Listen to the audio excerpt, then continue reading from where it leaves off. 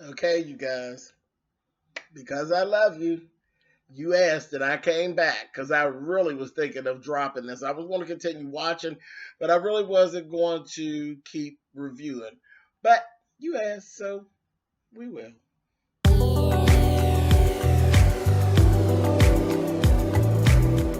And I'm like, come on through, Cookie.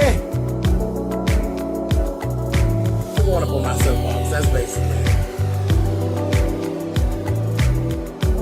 Let's talk about drag in all its forms.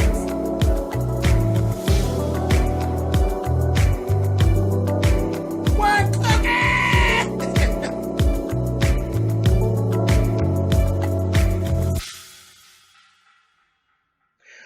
okay, so this is season 4, episode 18 of the Have and Have Nots.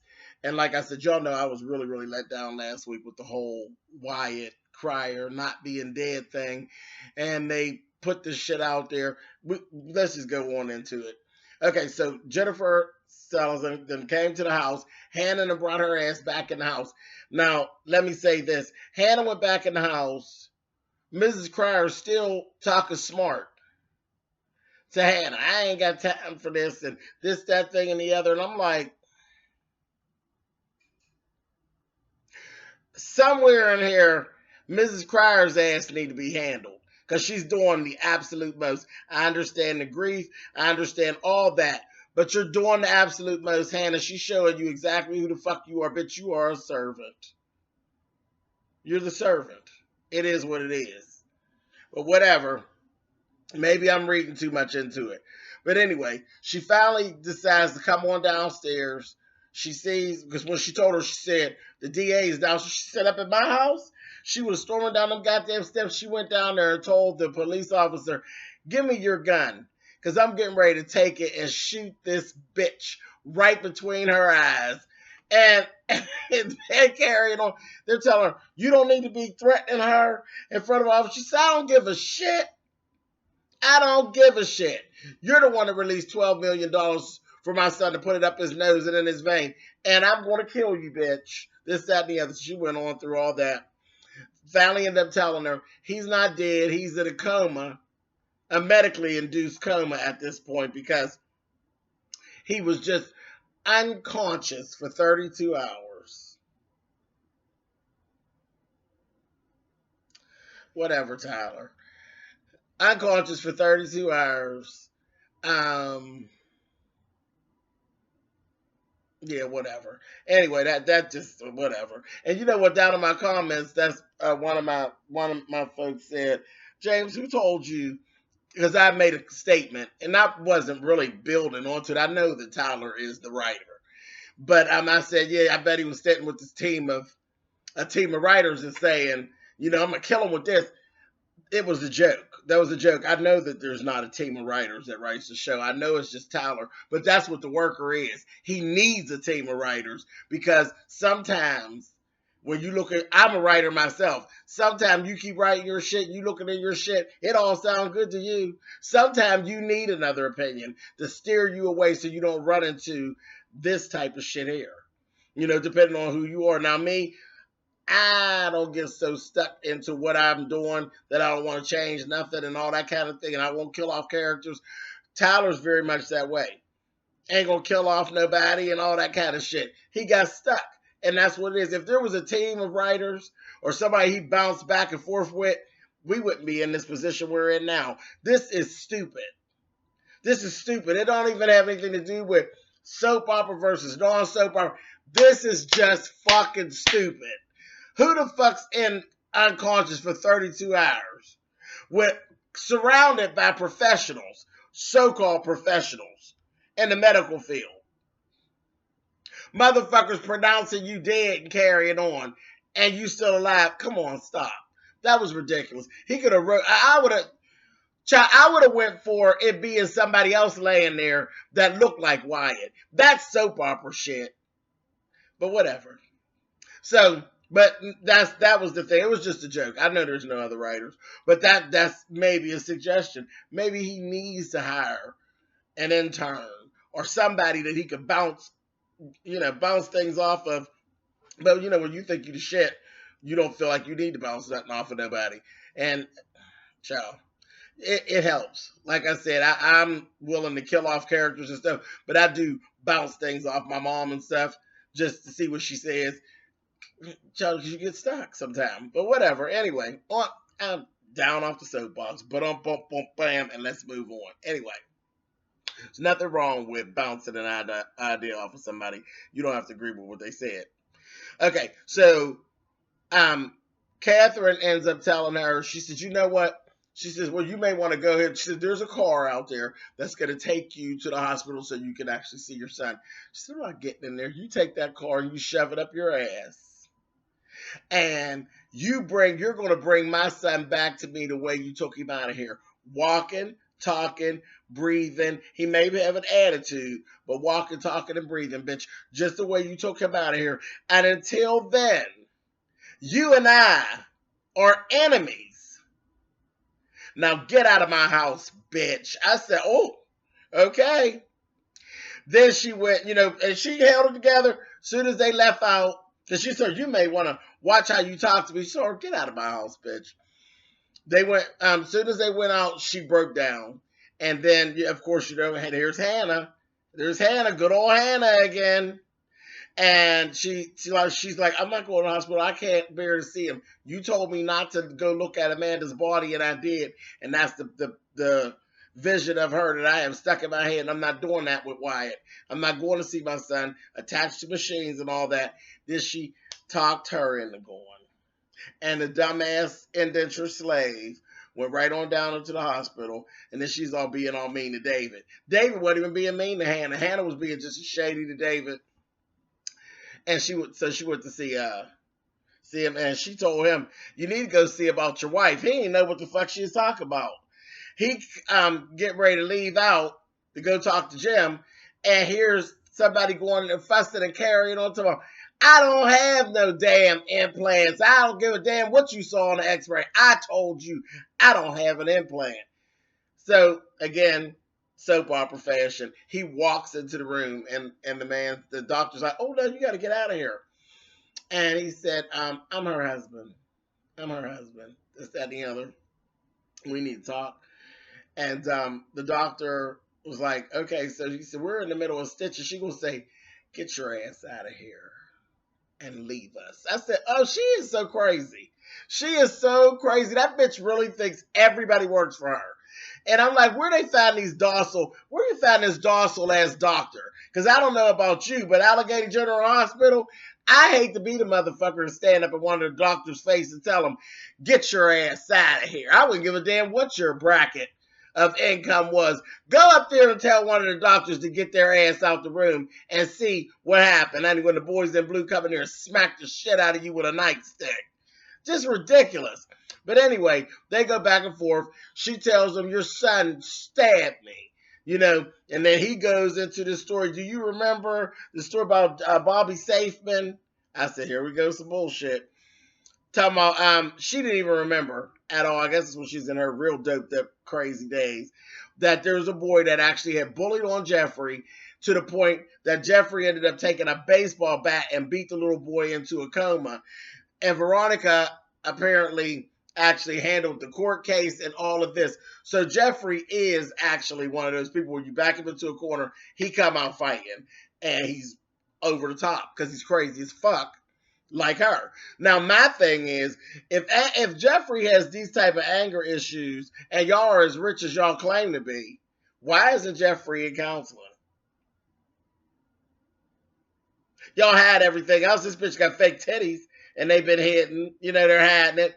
Why wasn't Jeffrey in counseling? But anyway, okay, again, maybe I'm reading too much into it.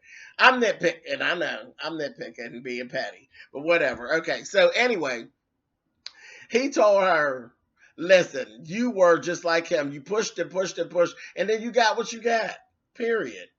And told her, you go ahead and stop this bullshit. Let that doctor stitch you up and do what he needs to do with that damn implant before them toxins go through your system and kill your rotten ass. Then he told him, on second thought, let him just stitch you on up. I said, like, fuck you, bitch. Die, bitch. So she, she's gonna be on the rampage. So I can't wait to see that. In the meantime, in between time, we got Erica. Erica's going back and forth because she set up the other room for Jeffrey over at the hotel and that. Candace is on her way to her house. She called Erica on the phone. They said everything was everything. And she gonna say, girl, send me a picture of Oscar. What do Oscar look like? Baby, Oscar was in the restaurant that Erica was in. Baby, both of them two hoes was on some motherfucking date. A gigolo and a motherfucking hoe. They was both in there on dates. Erica, that bitch worked it out. She went over there, flirted with him. There's a bitch sitting there. She just disrespected the fuck out of that bitch. Hey, can you and I go out sometime? Went right up on him. Right up in him. Then went and he's like, don't you see I'm sitting with someone that this, that, and the other. Erica's ass is sharp. So he was all in it. And he told her, I'm on a date, this, that, and other. She would say, oh, I'm sorry, this, that, and other. Then took her motherfucking card and stuck it in his pocket. I said, okay. So then she goes back. She's telling Candace, and girl, ain't nothing I can do because my date's here. Gary comes to the table, and he was an old, disgusting old bastard, but somebody she's going to work for some coins. So she ended up telling him to hold on for a minute. She had to do something for a friend. He was like, okay, he knew Candace. So he goes out. She goes out. She gets the valet, and the valet was so up in her neck, honey. I said, girl, you better run up in these men, honey, with their weak ass selves. And she gave him a little piece of cash and told him to put a cell phone in Oscar's car when they were at the valet so that she could actually track him. So that's what they did. Well, the last we saw of Erica and Candace, they had tracked Oscar down to the campaign office. And I'm thinking he's going to the campaign office to meet David or something. Something's going on with him and David at the campaign office. Mitch's ass is still down there scouting out and sees them and ends up talking to Erica and Candace. And they start talking about the whole thing with war. And she's like, oh, please tell me you didn't do that. You didn't set him up. Because he's going to kill me. Like, he's going to kill me now at this point. So they just kind of ended right there with that. Benny had actually left, and he took himself over to Candace's house. So that's where Benny is. That's how bitch and Benny got separated. Benny was on his way over to Candace's house. So I'm going to go to that because I got to go double back. Okay, so over at Candace's house, before any of this happened, before she got together with Erica and all that, she made it to the house. Jeffrey's there with Justin, and they're coming out with the whole thing of how Justin's my friend and this, that, and the other, and he knows about my mother, and he don't know about the other thing. But she's saying, why are you guys out in the backyard? He's talking about because he could listen to the way the house is built. The house is brick, and they can get a clear signal back there, and he could hear things go on. If something goes on with Veronica, if she gets, makes a report or they put a warrant out, he could hear it without actually calling it in, and being suspicious and all that. So they're going through all that. Candace ends up coming, and they're having this exchange back and forth. It was taking too long. It was getting on my nerves. It was eating up the hour. And Candace pulls him in and says, do you know that this is not how this works? I told you to work his ass. How much does he know about you? Well, he knows my whole name. She said, that's too much. That's too much, you dumb motherfucker. You supposed to be working him. He ain't supposed to be working you, bitch. So they go back and forth.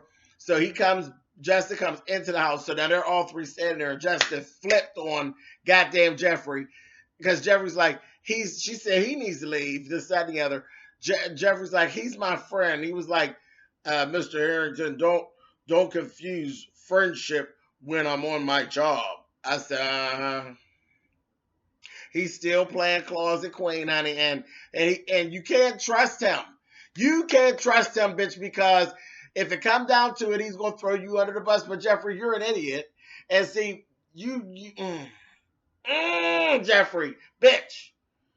The thing is, he's actually attracted to Justin too.